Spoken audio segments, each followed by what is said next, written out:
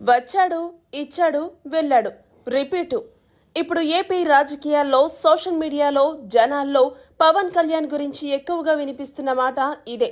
ఎందుకంటే పవన్ కళ్యాణ్ ఇప్పుడు కేవలం సభల్లో స్పీచ్లు ఇచ్చే నాయకుడిలా కనిపించడం లేదు. ఫైళ్లు చూస్తున్నాడు, అధికారులను నిలదీస్తున్నాడు, ఇన్స్పెక్షన్లు చేస్తున్నాడు, అవసరమైతే సొంత పార్టీపైనే యాక్షన్ తీసుకుంటున్నాడు. అందుకే ఇప్పుడు ఒక కొత్త చర్చ మొదలైంది. ఇది పవన్ కళ్యాణ్ రాజకీయాల్లో కొత్త దశ, లేక 2029వ సంవత్సరానికి ముందే పూర్తి స్థాయి వ్యూహాన్ని సిద్ధం చేసుకున్నాడా? గోదావరి కాలుష్యంపై రాజమండ్రిలో పవన్ కళ్యాణ్ చేసిన వ్యాఖ్యలు ఇప్పుడు రాష్ట్ర వ్యాప్తంగా వైరల్ అవుతున్నాయి. ఇలాంటి నీటిలో స్నానం చేస్తే పుణ్యం కాదు, రోగాలొస్తాయన్నారు. అక్కడితో ఆగలేదు. మీ పిల్లల్ని ఇందులో స్నానం చేయిస్తారా అంటూ అధికారులనే ప్రశ్నించారు. ఇక్కడే పవన్ కళ్యాణ్ స్టైల్ కనిపిస్తోంది. సాధారణ రాజకీయ నాయకుడైతే ఫైల్ చూసి వెళ్లిపోతాడు. కానీ పవన్ రూటే వేరు. ప్రజల ఆవేదన నుండి ఉత్పన్నమైన భావోద్వేగంతో మాట్లాడుతున్నాడు. అందుకే ఆ ఒక్క లైన్ సోషల్ మీడియాలో పేలిపోయింది. అసలు గత కొద్ది రోజులుగా పవన్ ఎక్కడికి వెళ్లినా ఇదే సీన్.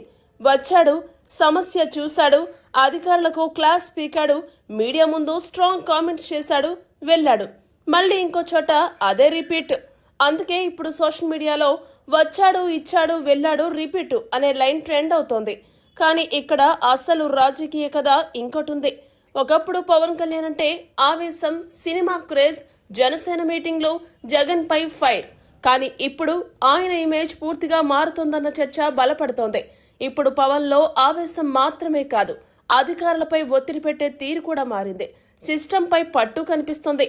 అదే ఇప్పుడు చాలా మందిని ఆశ్చర్యపరుస్తోంది. ముఖ్యంగా జగన్ క్యాంప్ లో పవన్ స్టైల్ పై ఇప్పుడు ప్రత్యేకంగా గమనిస్తున్నారన్న చర్చ జరుగుతుంది. ఎందుకంటే వైసీపీ హయాంలో వచ్చిన చాలా విమర్శలను ఇప్పుడు పవన్ ప్రజల కోణంలో మాట్లాడుతున్నాడు. రోడ్లు, కాలుష్యం, డ్రైనేజీలు, పాలన, ప్రజా సమస్యలు ఇవన్నీ ఇప్పుడు పవన్ రాజకీయ ఆయుధాలుగా మారుతున్నాయా అన్న ప్రశ్న వినిపిస్తోంది. ముఖ్యంగా యువతలో పవన్ మాట్లాడితే కనీసం నిజమైన కోపం కనిపిస్తోంది అనే భావన పెరుగుతోందని విశ్లేషకులు సైతం చెబుతున్నారు. ఇక మరోవైపు కూటమిలో ఉన్నప్పటికీ పవన్ కళ్యాణ్ తన ప్రత్యేక గుర్తింపును చాలా జాగ్రత్తగా కాపాడుకుంటున్నాడు. ఒకవైపు చంద్రబాబు పరిపాలనా అనుభవం, మరోవైపు లోకేష్ యువ నాయకత్వం. ఈ రెండింటి మధ్య పవన్ మాత్రం ప్రజల తరపున ఆవేదనను బహిరంగంగా మాట్లాడే నాయకుడనే ఇమేజ్ ను మరింత బలపరుస్తున్నాడు. అందుకే ఇప్పుడు జనసేన శ్రేణుల్లో కూడా కొత్త జోష్ కనిపిస్తోంది. ఇక మరోవైపు సొంత పార్టీ నేతలపైన పవన్ కఠినంగా వ్యవహరిస్తున్నాడు.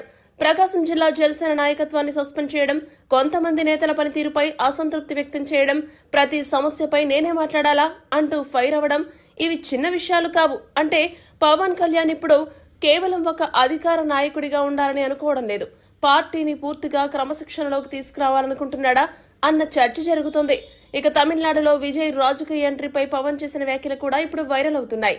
ఎందుకంటే దక్షిణాదిలో సినిమా నుంచి రాజకీయాల్లోకి వచ్చిన నాయకుల పోలికల్లో ఇప్పుడు పవన్, విజయ్ పేర్లు ఎక్కువగా వినిపిస్తున్నాయి. కానీ ఇక్కడ పెద్ద తేడా ఏంటంటే పవన్ ఇప్పుడు అధికారంలో ఉన్నాడు, ప్రభుత్వ బాధ్యతలు నిర్వహిస్తున్నాడు, అధికారులను నిలదీస్తున్నాడు. అందుకే ఇప్పుడు కొంతమంది విశ్లేషకులు పవన్ కళ్యాణ్ రాజకీయాల్లో రెండో దశ మొదలైంది అంటున్నారు. ముఖ్యంగా ఒక విషయం ఇప్పుడు స్పష్టంగా కనిపిస్తోంది. పవన్ కళ్యాణ్ ఇప్పుడు కేవలం స్పీచ్ పాలిటిక్స్ చేయడం లేదు, ప్రతి పర్యటనను రాజకీయంగా ఉపయోగిస్తున్నాడు. ప్రతి వ్యాఖ్యను వైరల్ అయ్యేలా చెబుతున్నాడు. ప్రతి సమస్యను ప్రజల భావోద్వేగంతో కలిపి మాట్లాడుతున్నాడు.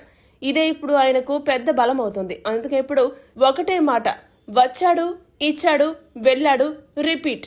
కానీ ఈ రిపీటు ఇకపై ఏపీ రాజకీయాలనే మార్చేస్తుందా? మీ అభిప్రాయం ఏంటి? కామెంట్ చేయండి.